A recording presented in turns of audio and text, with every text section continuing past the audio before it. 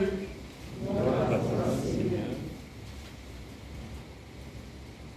En ce temps-là, les publicains et les pécheurs venaient tous à Jésus pour l'écouter. Les pharisiens et les scribes récriminaient contre lui. Cet homme fait bon accueil aux pécheurs et il mange avec eux. Alors Jésus leur dit cette parabole. Un homme avait 2 fils.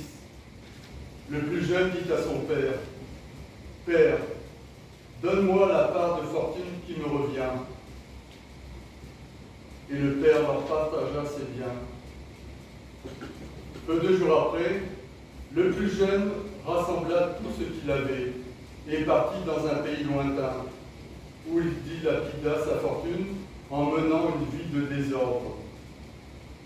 Il avait tout dépensé, quand une grande famine survint dans ce pays, et il commença à se trouver dans le besoin. Il alla s'engager auprès d'un habitant de ce pays, qu'il envoya dans ses champs garder les porcs. Il aurait bien voulu se remplir le ventre avec les gousses que mangeaient les porcs, mais personne ne lui donnait rien. Alors il rentra en lui-même et se dit, « Combien d'ouvriers de mon père ont du pain en abondance, et moi ici je meurs de faim.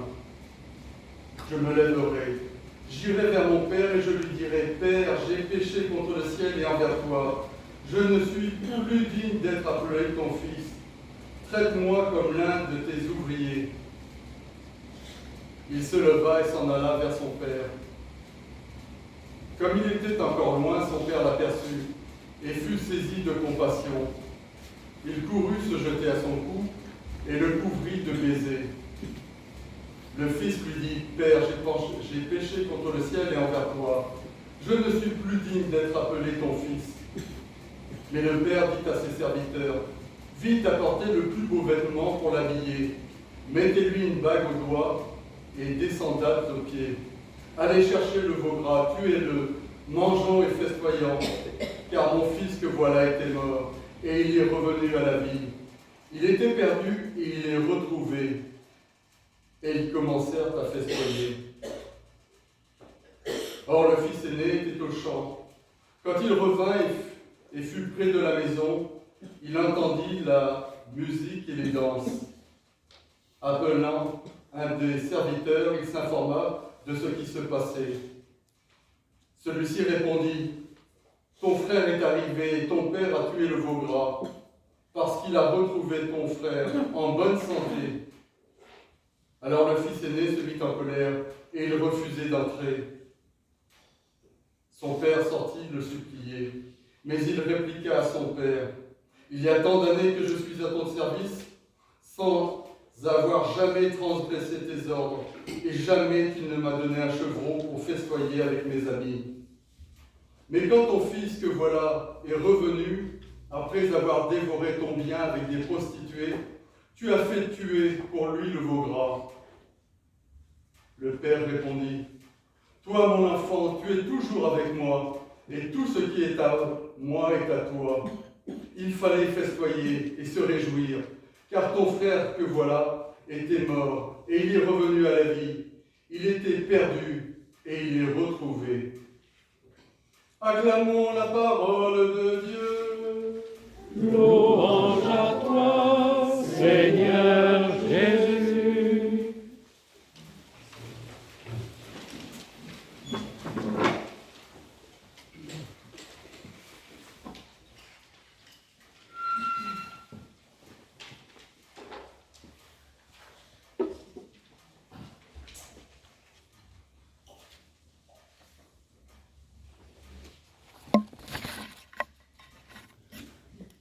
Quelle famille, frères et sœurs! Nous ne savons pas grand-chose finalement sur cette famille, si ce n'est qu'un père avait 2 fils. Sont-ils heureux ensemble? Nous savons également rien sur la mère. Est-elle décédée? A-t-elle quitté la maison? Ce qui m'impressionne d'abord dans cette famille, c'est le silence et la solitude qui règnent entre eux. Cette absence de dialogue entre le père et les fils. Chez le Père, aucun mot d'amour, aucun mot d'encouragement, aucun geste de tendresse, aucun au revoir de la part du Père. Il accepte la décision et il se tait. Chez le fils cadet, ce n'est pas mieux. Aucun reproche envers son père. Pas de colère exprimée qui justifierait sa demande. Aucun mot d'amour, de déculpabilisation. Il choisit de fuir plutôt que d'ouvrir son cœur. Mais que cherche-t-il à fuir ? L'autre fils, l'aîné, semble être un modèle. Il fait tout bien sans jamais rien réclamer. Il est totalement à l'opposé de son jeune frère, semble-t-il. Frères et sœurs, lorsque le fils cadet réclame sa part d'héritage, il ne réclame pas seulement une somme d'argent, il la réclame à son père qui est vivant. C'est une demande d'une extrême violence. C'est pratiquement lui dire « Père, pour moi, tu es mort ». Et le Père partagea ses biens, nous dit le texte. La traduction du grec nous dit « Celui-ci partagea ses moyens de vie, tout ce qui fait vivre ». Nous sommes donc placés dans un registre d'opposition. La mort, la vie. Le fils cadet, dans sa demande, au-delà de l'argent, rejette la maison de son père. Il impose une coupure radicale. Il remet totalement en cause les valeurs familiales reçues. Il nie toute sa vie passée, et le texte le précise. Il rassembla tout ce qu'il avait et partit dans un pays lointain. Il veut quitter la maison de son père. Il veut la liberté. Il veut sa liberté. Et son père l'accepte. Frères et sœurs, Dieu ne retient personne. Dieu ne force personne à l'aimer. Cette parabole nous rappelle qu'il nous a créés libres, qu'il nous veut libres, libres d'aimer, libres de le prier, libres de faire le bien ou tout le contraire. Dans notre liberté, Dieu nous donne tout, mais tout dans la communion partagée, dans l'héritage partagé, non pas au sens où l'on découpe, où l'on sépare, mais où l'on goûte ensemble. Et malheureusement, pour le fils cadet, sa liberté va faire sa perte. Il part, et selon l'expression de saint Augustin, dans le pays de l'oubli. L'oubli du père d'abord et de son frère, et dans son empressement à effacer sa vie d'avant, il en oublie même ce qu'il était lui-même. Quitter la maison du Père, c'est être indifférent à la voix qui me dit « Tu es mon fils bien-aimé ». Cette voix ne peut être entendue que par ceux qui acceptent de se laisser toucher, de s'approcher pour se laisser étreindre. Seulement, nous le savons bien, il y a beaucoup d'autres voix dans la vie, des voix bruyantes, pleines de promesses, de séduction. Frères et sœurs, chaque fois que je perds confiance dans cette voie, chaque fois que je m'enfuis au loin, à la recherche d'un amour inconditionnel, d'un amour fantasmé, je deviens le fils prodigue. Nous savons la suite. Le fils cadet se retrouve rapidement dans une situation intenable, désespéré, totalement affamé et seul. Il réalise qu'être serviteur chez son père serait tout de même plus enviable. Il se relève et, se pensant déchu aux yeux de son père, il élabore son scénario. « J'irai vers mon père et je lui dirai « Père, j'ai péché contre le ciel et envers toi. » Véritable conversion ? Démarche sincère ? Ou intéressé ?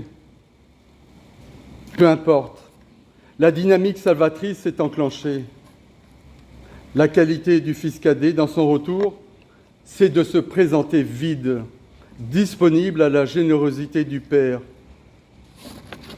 Il ne demande rien et dans une attitude remplie d'humilité, Il donne prise à la grâce, porte d'entrée de l'amour. Frères et sœurs, l'autre partie de ce drame familial se situe dans cette rivalité fraternelle. Comment ne pas avoir de la compassion pour le fils aîné ? Comment ne pas réagir comme lui, car après tout, il n'a rien demandé, lui, de sa part. Et il poursuit son chemin en fidèle et irréprochable serviteur.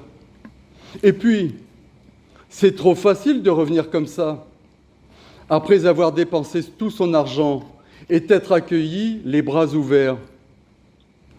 Son père n'aurait-il pas perdu la tête ?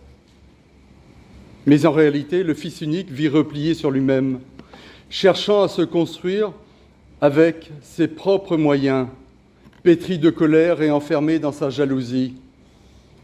Alors dites-moi, frères et sœurs, comment me croire un bon fils si je ne suis pas un bon frère pour l'autre ? Pourquoi fermerions-nous notre cœur au frère qui revient, alors que son retour fait toute la joie du Père ?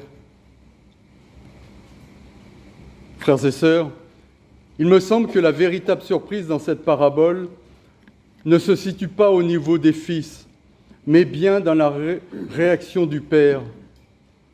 En courant à la rencontre de son fils, il en oublie sa dignité de seigneur de la famille. Il court, car pas un instant, il n'a cessé de l'aimer.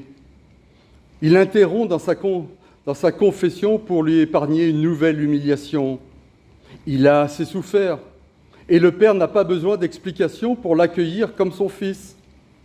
En le couvrant de baisers, en organisant une grande fête, il rétablit publiquement sa dignité perdue. J'admire ce Père qui manifeste le même amour pour ses deux fils. Pour chacun d'eux, il offre une parole de vie. Pour le cadet, mon fils que voilà était mort et il est revenu à la vie. Il était perdu et il est retrouvé. Et pour l'aîné, tu es toujours avec moi et tout ce qui est à moi est à toi. Avec des mots différents, il leur dit combien il les aime, d'un même amour. Jésus vient une nouvelle fois nous évangéliser sur l'image que nous nous faisons du Père. Souvent, nous traînons en nous une fausse image de Dieu, un Dieu qui punit, un Dieu gendarme. Frères et sœurs, après avoir entendu la parabole, comment encore douter de la patience et de l'amour infini de Dieu ? Nous sommes toujours attendus par le Père, même lorsque nous nous éloignons de lui.